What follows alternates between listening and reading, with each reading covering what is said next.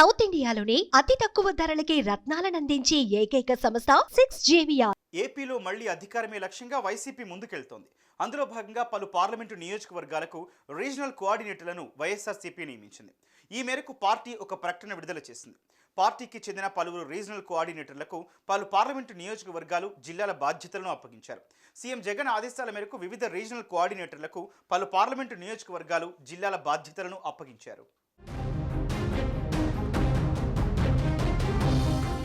CM Jagan ఆదేశాల మేరకు వివిధ రీజనల్ కోఆర్డినేటర్లకు పలు పార్లమెంటు నియోజకవర్గాలు, జిల్లాల బాధ్యతలను అప్పగించారు.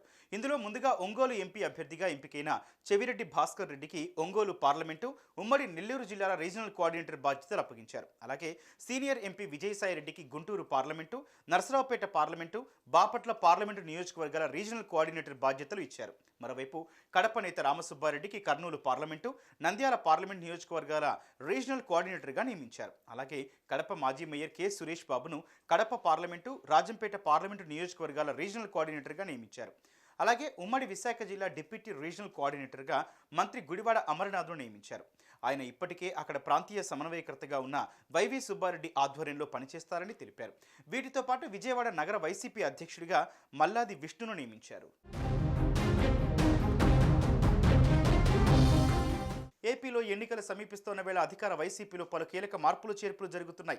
ముఖ్యంగా ఇన్ఛార్జీల మార్పు తర్వాత కనిపిస్తున్న అసంతృప్తిని చల్లార్చడంతో పాటు పలు చోట్ల పార్టీ పటిష్టంపై ఫోకస్ చేస్తున్న సీఎం జగన్ వైసీపీలో రీజనల్ కోఆర్డినేటర్ల నియామకాలు చేసినట్లు తెలుస్తోంది.